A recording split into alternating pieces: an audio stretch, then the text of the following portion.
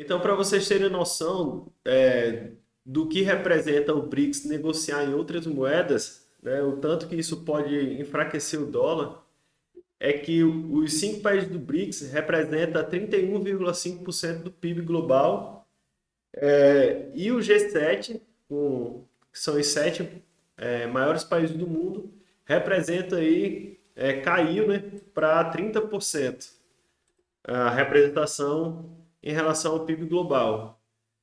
Espera-se que daqui para 2030 o BRICS tenha aí 50% do PIB global, né? E aqui ele mostra esse gráfico e comenta que, apesar da importância desse gráfico aqui, né? E realmente tem uma pertinência gigante isso aqui. Olha a diferença. Em 1995 era menos de, sei lá, um pouco mais de 15% a representação dos BRICS no mundo, né? E agora, sei lá, 25 anos depois, 28 anos depois, a gente começa a ultrapassar aqui o G7 em termos de representação no PIB global. Então, não é exagero quando a gente começa a cogitar aí que as forças que regem o mundo estão sendo desafiadas, né? Que é o dólar. Mais um Twitter aqui que corrobora com isso, né? Falando que o Brasil e a China concordaram em usar o yuan chinês para transações. Então, no início dessa semana, a gente viu aí uma negociação entre Brasil e China acontecendo em yuan pela primeira vez na história, né? E ele comenta que as pessoas estão cansadas de inflação e instabilidade. Então, uma nova moeda aí lastreada em commodities pode ser uma alternativa, né? Então, vamos aguardar o que é que vai sair disso aí. Você já sabe qual que é a minha alternativa, né? Então, não é yuan, não é rúpia, né? Vocês estão ligados qual que é já.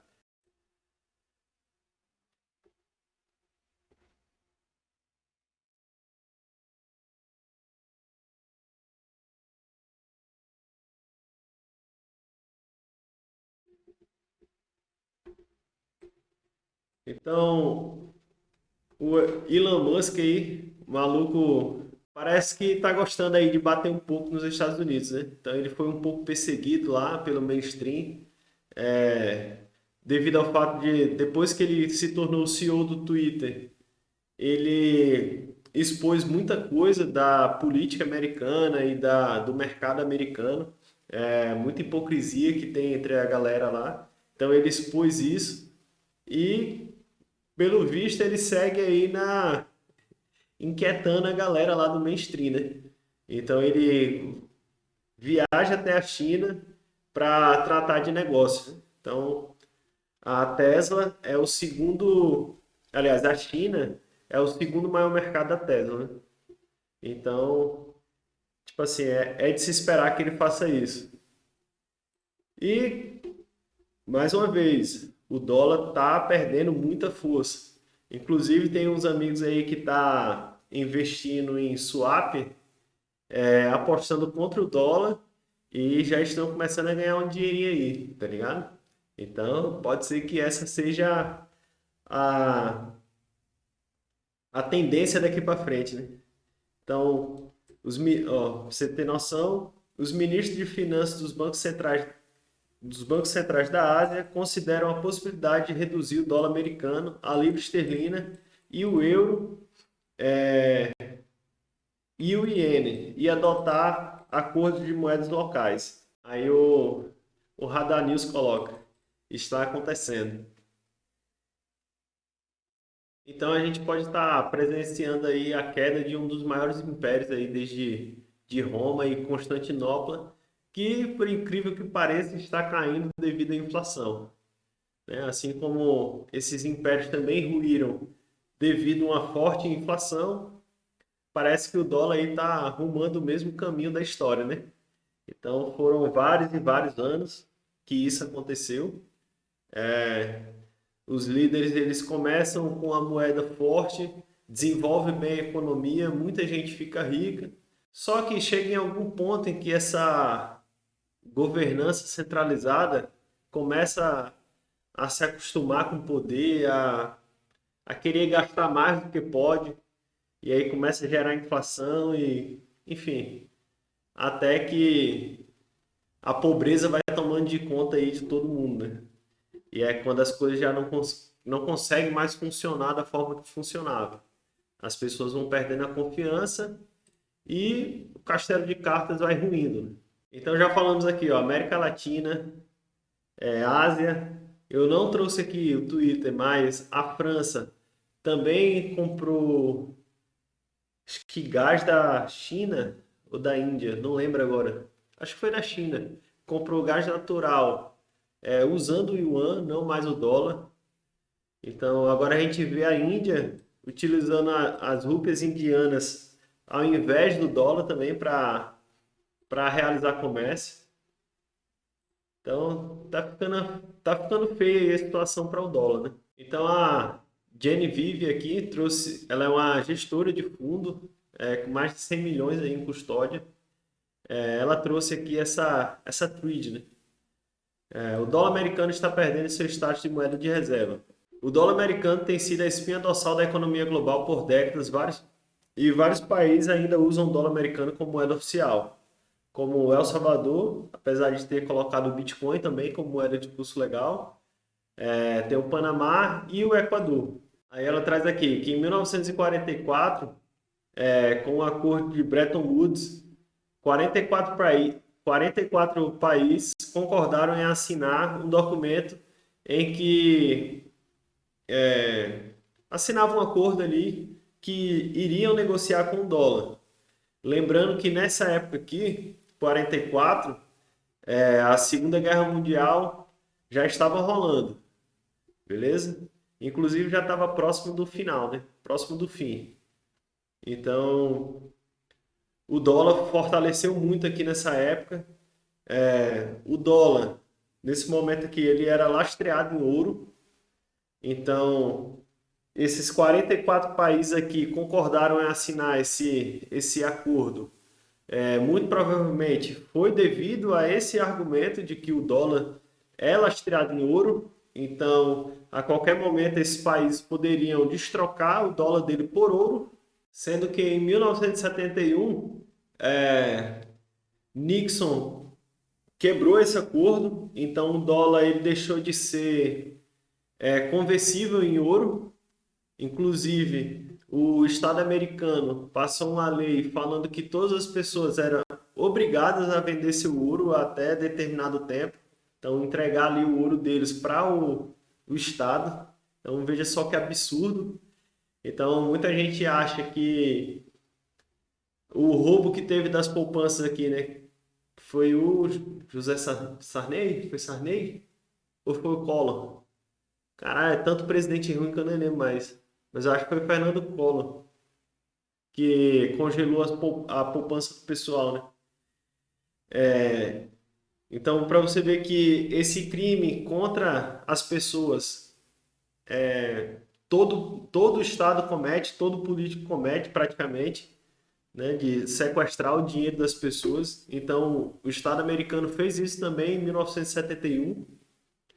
E em 2014, China e Rússia decidiram que não ia mais participar dessa brincadeira, né? Então, eles perceberam aí a força que isso dá aos Estados Unidos, essa questão de você fazer todos os negócios com o dólar e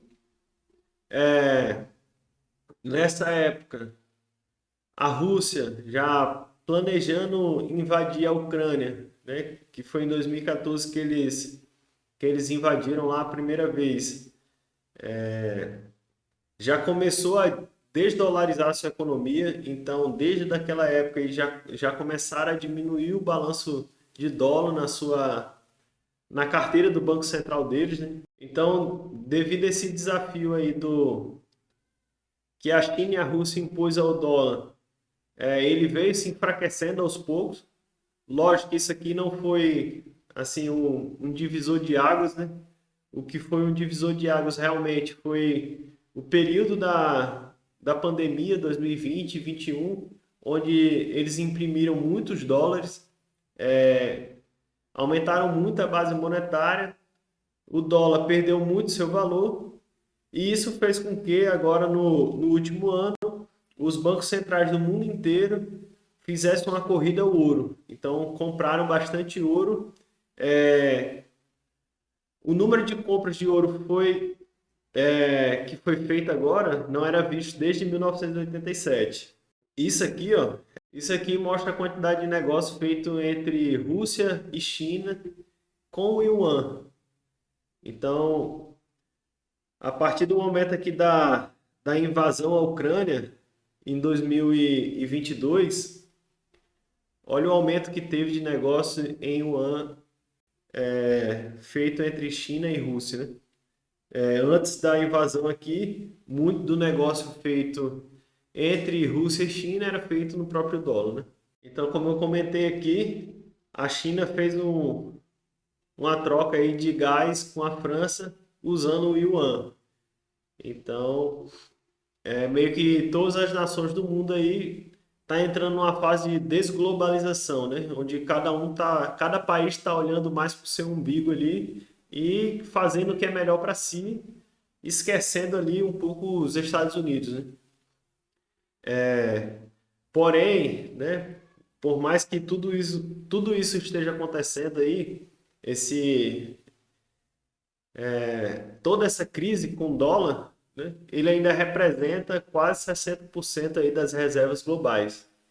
Então, o euro 20%, depois o ien japonês, tem aqui a libra esterlina e as outras moedas aqui que não faz tanta diferença assim no mundo, né? Você vê que o dólar ainda é muito, mas muito relevante. Porém, a redução que vem acontecendo aí das reservas mundiais em dólar é considerável. Então, você vê aqui, ó, que a porcentagem antes ali do ano 2000 era, tá aqui uns 70%, né? Tá na metade aqui, e hoje está em 60%. Então, perderam aí 15% em 20 anos. Perderam 15% aí do mercado, digamos assim. Então, foi uma fatia muito grande aí que eles perderam em 20 anos, né? E se continuar nesse ritmo, né, é só você fazer as contas aí enquanto tempo o dólar vai estar acabado. Então, você vê que essa gestora aqui ela trouxe uma trilha interessante dos desafios do dólar aí, do que ele tem enfrentado aí perante o tempo, né? Aí com tudo isso que vem acontecendo, com o dólar, bancos quebrando, o que acontece é que eu falei isso aqui em outros vídeos, né? Mas não custa repetir. O Fed, o Banco Central Americano, ele começou a emprestar grana para os bancos, né? Os bancos estavam quebrando, aí eles abriram uma linha de crédito e os bancos agora estão pegando dinheiro emprestado para que não quebrem, né? Então, no momento atual, a gente está atingindo um nível aí acima do que foi visto na crise de 2008. Então, não é à toa que o preço do Bitcoin tá próximo aí dos US$ 29.000, tá ligado? Porque a galera que tá ligada no mercado, a galera que tá investindo, que realmente tá vendo ali o que é que tá acontecendo no mundo, eles sabem que em algum momento esse dinheiro que os bancos estão pegando emprestado com o Fed vai chegar na economia, tá ligado? Em algum momento vai chegar. Então, para vocês terem ideia do quanto esse empréstimo dos bancos estão fazendo junto ao Banco Central Americano está crescendo de uma maneira rápida, você vê aqui que nos últimos 15 dias de março foram mais de 110 bilhões de dólares aí de empréstimo feito aí pelo Fed, né? Não tá sendo um ano fácil aí para o governo americano. Aí, como é sempre bom, né? Um memezinho aqui. Então, o Credit Suisse aí quebrando a UBS, que é um banco gigante, maior do que o Credit Suisse, foi obrigado pelo governo suíço a comprar o Credit Suisse, né? Então, eles, tipo assim, cagaram para os investidores do banco, né? Porque o UBS é um banco de capital aberto. Os investidores teriam que ser, teriam que ter existido uma assembleia entre os investidores para saber se essa aquisição poderia ser feita, mas aí o governo ignorou, como sempre, né? Só que em contrapartida, eles liberaram um empréstimo para o UBS de 100 bilhões de dólares, né? Mas pelo visto aí parece que isso não foi suficiente, né? A economia global aí, ou melhor, os bancos mundiais aí estão indo para o saco, né? Para quem não sabe, o Banco Central americano registrou prejuízo, né? Enfim, vamos continuar que ainda tem bastante coisa aqui hoje. Dívida americana, 2020, 127%, 2022, 120%. Isso em relação ao PIB, né? Agora temos uma relação dívida-PIB mais alta do que na Segunda Guerra Mundial, do que pós-Segunda Guerra Mundial. A dívida total dos Estados Unidos aumentou 8,2 trilhões desde 2020 e foi parar em 31,4 trilhões de dólares. Em comparação, foram necessários 230 anos para adicionar os primeiros 8,2 trilhões em dívidas, de 1776 a 2006. Preparem-se. Meu irmão, só para ratificar aqui, ó, foram 8,2 trilhões de 2020 até o momento em que a dívida dos Estados Unidos aumentou. Então vamos colocar aí 2, 3 anos. É, e então a dívida foi para 31,4 trilhões. Os primeiros 8,2 trilhões demorou 230 anos. Então, mais na frente tem um tweet aqui que vai nos mostrar bem o que isso aqui representa, tá ligado? Então, como já, se não bastasse aí o tanto de problemas que os Estados Unidos estão enfrentando, é, existe mais esse problema da dívida, né? Então, eles vão ter que aumentar o teto da dívida, mas não tem problema, né? Foram poucas vezes aí que o teto da dívida americana teve que ser aumentado. Então foram apenas aí 78 vezes dois- de- desde 1960. Então não tem problema aí, né? Se a gente adicionar mais umas 22 vezes aí, aumentar o teto da dívida mais umas 22 vezes, né? Para a gente chegar ali naquele número bonito, né?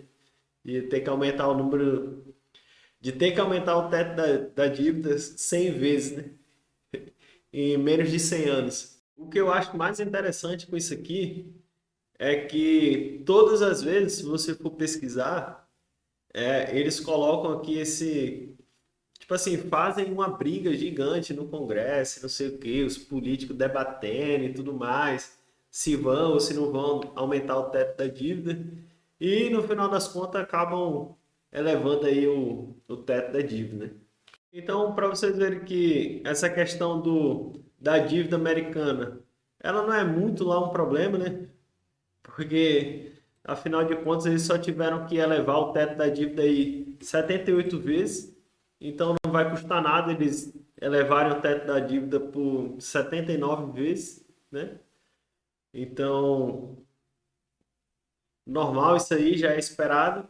Não é à toa que a cada ano que passa o dólar perde mais a sua credibilidade e abre espaço aí para outras moedas. Então, com todo esse problema rolando aí com o dólar, uma das alternativas do Fed, ou uma das ferramentas do Fed, para tentar controlar a inflação, é você estimular o desemprego. Então, já fica aqui um questionamento também, né? Que tipo de política monetária é essa em que você tem que acabar aí com o emprego de milhões de famílias, tá ligado? Para você estabilizar uma cagada que você fez por ganância, arrogância, tá ligado? Achar que é capaz de controlar uma economia inteira de milhões de pessoas pensando diferente, se ligou? Então, esse número aqui, ó, mostra que devido a esses problemas que aconteceram, teve um aumento no desemprego aí de 198 mil, sendo que já são 1,6 milhões, mais que no pico aí de 2020 a gente teve 23 milhões de desempregados e o pico de 2009 foi 6,6 milhões. Então, você vê que está bem longe ali de 2009, que foi o pós-crise 2008. Então, muito provavelmente, o que vai acontecer é que o dólar vai virar uma moeda latino-americana, né? No sentido de que a meta de inflação nunca mais chega a 2%. Não vai ter mais condições de isso acontecer. Então, mais um memezinho aqui para a gente, né, entender bem como é que funciona. Então, esse aqui é o Fed tentando acertar a sua meta de inflação aí de 2%, né? Só que, por trás disso tudo, está acontecendo uma situação que no final pode ser coisa de livro distópico, tá ligado? Estilo 1984. Porque é o seguinte, a cada ano que passa, a quantidade de bancos nos Estados Unidos estão diminuindo. Porque a cada crise financeira, somente os maiores são resgatados. Então, você vê que em 2022 a gente está com 4.200 bancos aí. Sendo que eu tenho certeza que 2024, quando for adicionado aqui 2023, tenho certeza que haverão ainda menos do que 4.200 bancos. E isso é perfeito para o Estado, porque o que é que eles querem? CBDC, moeda digital. Então, o Citigroup aqui, provavelmente, né, fez um estudo aí e ele acredita que até 2030 nós tenhamos aí cerca de 5 trilhões de dólares de CBDC em circulação no mundo. Então, é isso que eles querem, tá ligado? É o controle absoluto. Então, se a quantidade de bancos vem diminuindo no ritmo que está, muito provavelmente 2030, 2035, o Banco Central será a última opção, tá ligado? O Banco Central e mais uns 10, 100 bancos, sei lá, tá ligado?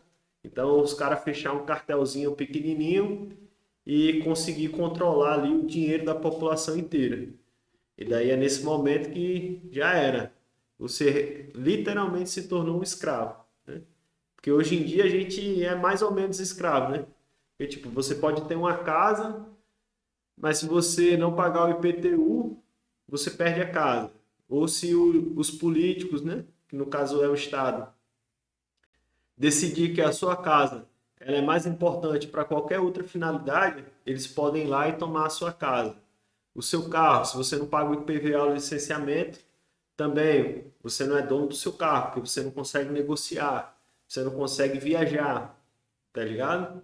Então, é nesse nível aí que as coisas estão rumando, né? Então, comprar Bitcoin também é uma questão de liberdade, tá ligado? Por mais que isso, no momento atual, não esteja tão latente. Se ligou? Isso não aqui no Brasil, né? Mas lá na Europa a situação é diferente.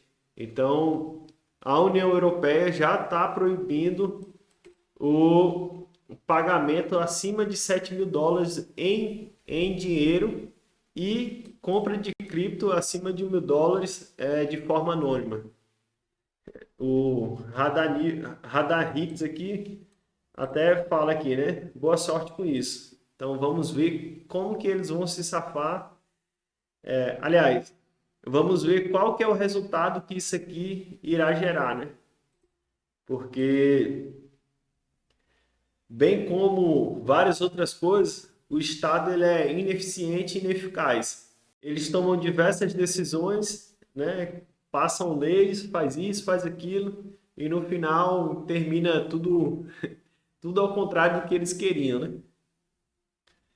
A única coisa que o Estado faz bem com eficiência mesmo é tirar dinheiro da população.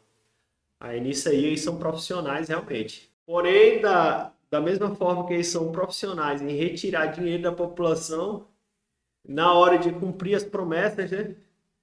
O que é que acontece? Falta o dinheiro. Então, a Previdência Social dos Estados Unidos está prevista ficar sem fundos até 2033. E eu falei isso aqui no vídeo passado, tá ligado?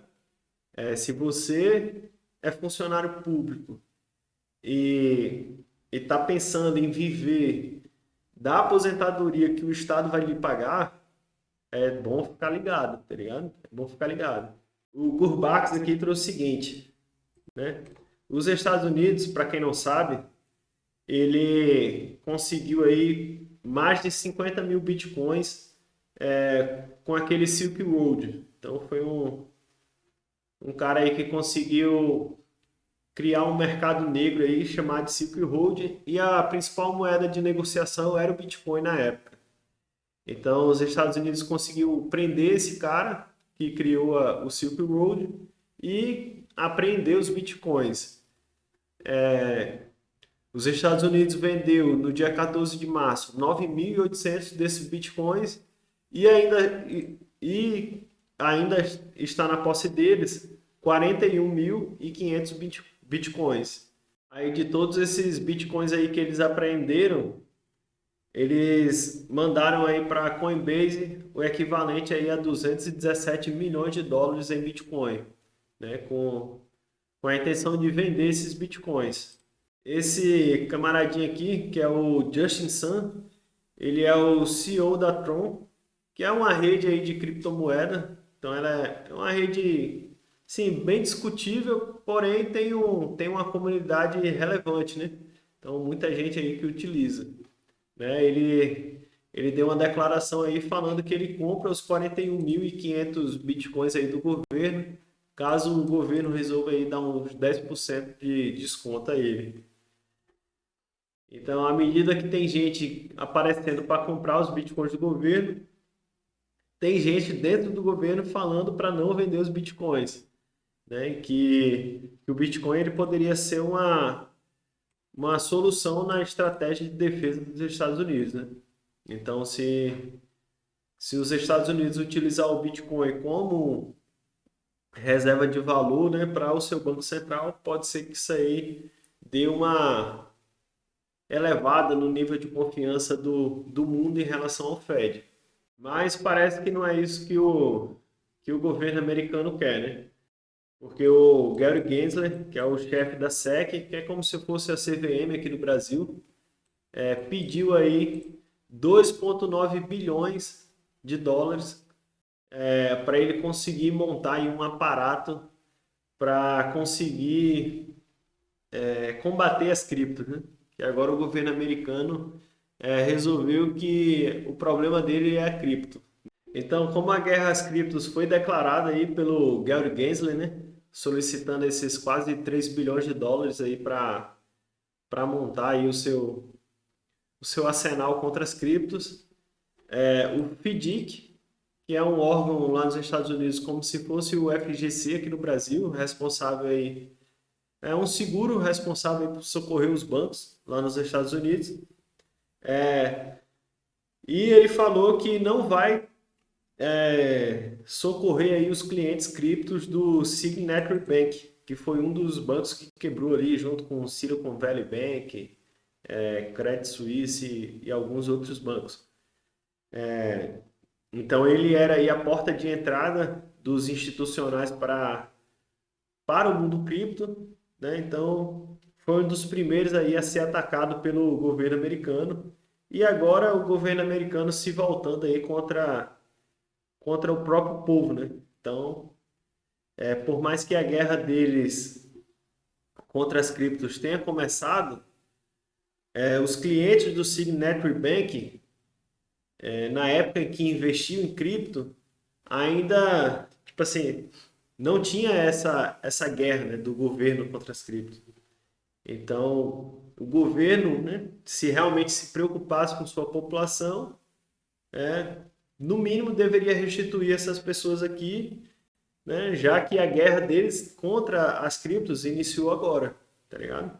Então, tipo assim, agora a população está ciente que o governo americano é contra as criptos, tá ligado? Então, se você quer investir, beleza, mas o governo não vai te proteger disso, né? Não é essa a desculpa que eles dão, que o governo tá ali para proteger as pessoas, tá ligado? Aí, beleza. Muita gente fica aí com medo, né? Porque os Estados Unidos está atacando as cripto e tudo mais, está atacando o Bitcoin, o Ethereum e as outras cripto. Só que a galera esquece que Bitcoin e cripto é um ativo global. Então, enquanto existem países brigando ali contra as criptos, vão ter países que vão abrir o braço, tá vendo? Vão abrir os braços. Então, Nayib Bukele, que é o presidente lá de El Salvador, ele vai começar a oferecer residência permanente em El Salvador por US$ 100.000 ou 3 bitcoins. Então, todas essas empresas que trabalham com cripto, que estão sendo perseguidas nos Estados Unidos, para elas vai ser muito fácil correr para El Salvador, tá ligado? Vai ser muito fácil. Para completar, Nayib Bukele ainda disse que vai zerar imposto de inovações tecnológicas.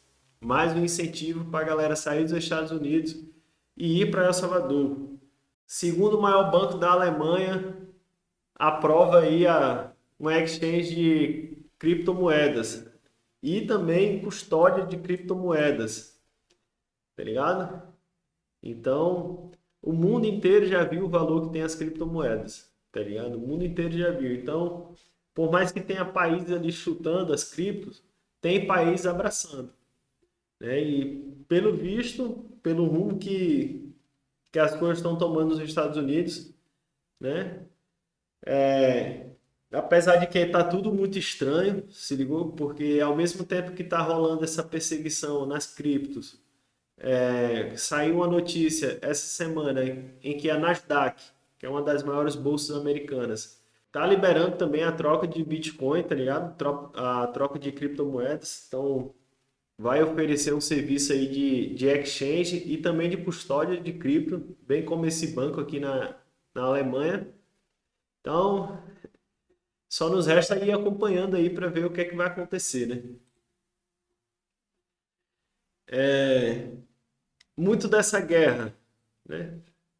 Falei que ia chegar aqui nesse Twitter, né? Aqui, ó, é a dívida dos Estados Unidos em 1970. Olha a dívida dos Estados Unidos hoje, tá ligado? E isso aqui, ó, é impressão de dólar em cima de impressão de dólar. Dólar em cima de dólar. Então, você vê que não tem limite. O negócio real, literalmente não tem limite. Em contrapartida, esse aqui é o Bitcoin. Então, 2009 a gente está aqui, aliás, 2009 a gente está aqui embaixo, né? Foi a criação aí do Bitcoin. Um ano depois a gente já tinha mais de 1 milhão de Bitcoins criados. Em 2013 nós tínhamos 10 milhões e 500 mil Bitcoins criados. E hoje nós estamos aí com mais de 19 milhões de Bitcoins aí já emitidos, né? Então, o total serão 21 milhões, né? Não tem como aumentar esse limite aqui. Só que daqui onde a gente está agora até esses 21 milhões vão demorar aí cerca de 120 e poucos anos. Se eu não me engano é isso, tá ligado? Porque a cada 4 anos a quantidade de bitcoins que são emitidos no mercado reduz pela metade, que é o que a gente conhece como halving. Beleza? E, para quem não sabe, o próximo halving é em 2024. Beleza? Então nós temos aqui a nossa Cassandra. Para quem não conhece, Cassandra, na mitologia grega, é, é uma mulher ali que ela tem o poder de prever as coisas, porém ela fala as coisas que vão acontecer, mas ninguém acredita, tá ligado? Aí o Michael Burry, que acertou a crise de 2008, né, crise imobiliária de 2008. Tem até um filme dele que se chama A Grande Aposta, em português, e o nome original do filme é The Big Short. Então, no dia 31 de janeiro, ele falou para vender Bitcoin, né? A gente teve um ralizinho de alta ali, ele falou para vender, e ontem ele disse que estava errado quando ele falou para vender. Aqui, né, meus amigos? Então, nós temos aqui as moedas fiduciárias todas velhas aí já, né? Todo mundo de saco cheio de inflação e de dívida absurda. Os caras agora estão partindo agora para o controle absoluto com moeda digital. Então, eu acredito que isso não vai acontecer. Eu acho que a população agora começou a acordar para o que realmente é o governo e qual é o objetivo dos caras no final das contas, tá ligado? Principalmente dos mais velhos, né? Daqueles políticos já de carteirinha. Espero aí que a nova geração realmente, tipo assim, tire esses caras do holofote e vamos para frente, né? Seguindo ali a liberdade, seguindo ali o dinheiro de verdade que é o Bitcoin, né? Lastreado aí em energia elétrica. Bitcoin agora deixou de ser aquele ativo meio obscuro, tá ligado? Que a galera falava que era para crime, lavagem de dinheiro e tudo mais. E tá começando a aparecer na TV. Então aqui a CNBC mostrando aí que há 10 anos atrás, exatamente, o Bitcoin estava chegando ali nos US$ 100. E isso era uma marca absurda para o Bitcoin, tá ligado? Uma marca absurda. Eu só digo uma coisa a vocês. Nos próximos 10 anos, eu quero saber qual é o preço que o Bitcoin vai estar, tá ligado? Só digo isso. Então hoje, 10 anos depois, com o preço do Bitcoin a US$ 28.000, né? Imagine que você é um cara que conheceu o Bitcoin, estudou o Bitcoin nessa época, tá ligado? E você está assistindo essa matéria na TV agora, com Bitcoin a US$ 28.000. Se ligou? Muito provavelmente não será mais nessa proporção, né? Mas daqui a 10 anos, com certeza você vai estar feliz em saber que você investiu no Bitcoin hoje. Então, como eu falei, o Bitcoin ela é uma moeda lastreada em energia elétrica. Então, você precisa de energia elétrica para se ter Bitcoin. Na Transilvânia, acabaram de iniciar uma mineração utilizando energia nuclear. Então, a energia é totalmente aí limpa. Apesar, apesar do seu descarte, né, ser bem tóxico, mas é uma quantidade muito pequena, tá ligado? Muito pequena. Então, tipo assim, um galpão de, sei lá, 1.000 metros quadrados, pô, dá para armazenar esse lixo tóxico, sei lá, sabe lá quantos anos, tá ligado? Então, o Bitcoin ele tá chegando aí da melhor forma possível, porque em 2021, no auge ali do bull market, o Bitcoin ele foi muito criticado. O Bitcoin ele gastava muita energia e tudo mais, né? Mas a gente sabe que a indústria por trás da rede do Bitcoin, uma das indústrias mais limpas do mundo, né? Uma nova pesquisa do ativista climático Daniel Betten revelou um fato surpreendente. A mineração de Bitcoin é a única grande indústria global cuja principal fonte de energia não é um combustível fóssil. Verificou-se que a energia hidrelétrica representa 23% da energia total usada na mineração de Bitcoin. Então, eu até trouxe aqui também algumas notícias em que lá na África, algumas pessoas ali estavam se unindo para criar uma mini hidrelétrica para minerar Bitcoin e gerar energia para pequenas comunidades. Então, o Bitcoin ele também está servindo para levar energia para a galera, tá ligado? E também para estabilizar as redes elétricas. Lá nos Estados Unidos, a mineração ela está sendo utilizada para isso também, né? Pegando ali as sobras de energia, né? E desviando isso para mineração de Bitcoin. Bitcoin, mais uma vez, atinge o hash rate máximo na rede. Eu já perdi a conta de quantas vezes o Bitcoin bateu recorde de hash rate na rede. Hash rate é a capacidade de resolver os problemas matemáticos da rede. Então, e à medida que esse número aumenta, a dificuldade e a complexidade de resolver os cálculos da rede aumenta também. Então, a cada 15 dias acontece esse reajuste, tanto para cima quanto para baixo.